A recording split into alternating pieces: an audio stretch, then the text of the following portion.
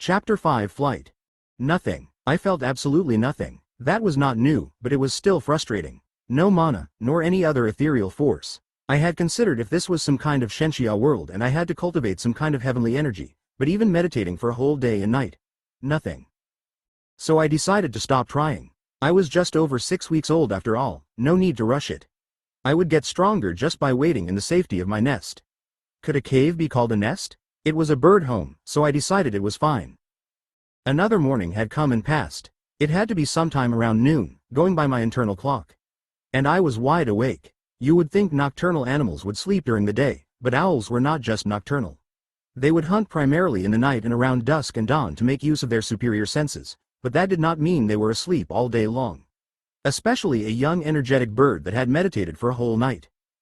And so I tried to find something to do, of which there was only one thing: look outside, but I was scared. Feathered wyverns had not appeared again, so it seemed they were a rare species. But maybe our nest was well hidden in the mountainside and most of them just did not find us. There could also be other predators out there. If wyverns existed, why not dragons? Or supersized eagles? Or giant snakes that could swallow me whole? Granted, we were so high up I did not expect a snake to make its way to us, but how could I know? Superstition. I think that was what I felt. Not knowing is almost always scarier than knowing. So I gathered my courage and decided to take a peek. Mother would stop me anyway. She never let one of us chicks past her onto our little balcony. Slowly I edged forward, step by step, keeping a wary eye on the sky beyond Mother's watchful form. When I came close to her, she looked at me for a moment.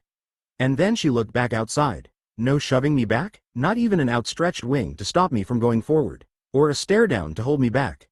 Was I allowed to go forward? I was uncertain, but I kept creeping forward, slowly closing up to the side of my mother, my eyes going back and forth between the sky, the outcropping and Mother. As I reached her side, she moved and I froze immediately. But she just lowered her head and started preening me. After a few moments, she was satisfied and went back to watching the outside. And I, for the first time in my new life, saw the new world. It was a breathtaking view. We were up on a mountainside, somewhere on the lower half judging by the size of the mountain to the right of my view. In front, a steep rocky slope dropped for a bit before leveling slightly and turning into a hilly forest of hardy conifers.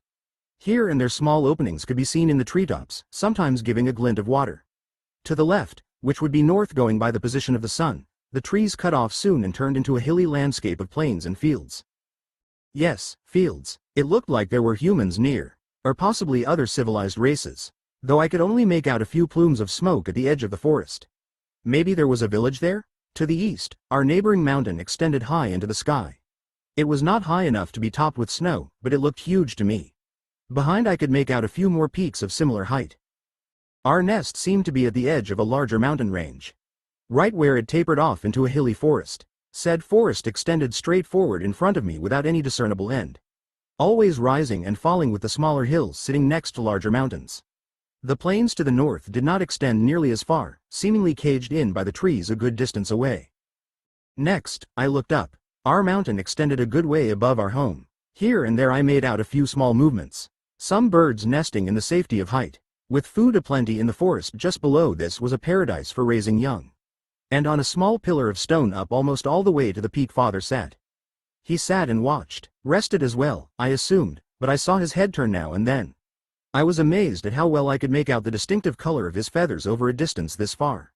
Going by the trees in the forest below, this mountain was at least 300 meters tall and Father sat at least half that above us.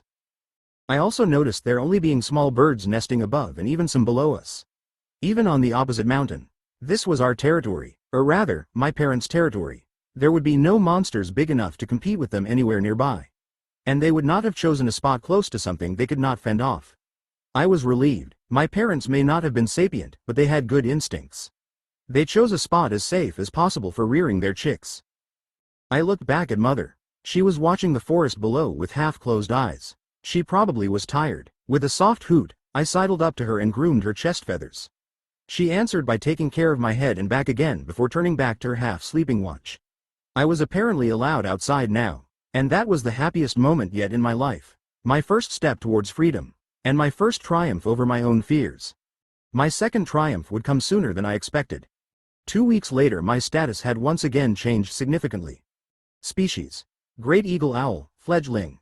Age: 0. Name: Gender. Female. Status. Sapient, healthy. Level. 2. Class. Strength. 8. Constitution. 8. Dexterity. 11. Perception. 12. Intelligence. 13. Wisdom. 8. AP. 0. Skills. Owl senses LVL2. Preening LVL3. Owl stomach LVL3. Solid grip LVL1. Soundless flight LVL1. Intimidating screech LVL1. Mats LVL4. Identify LVL1.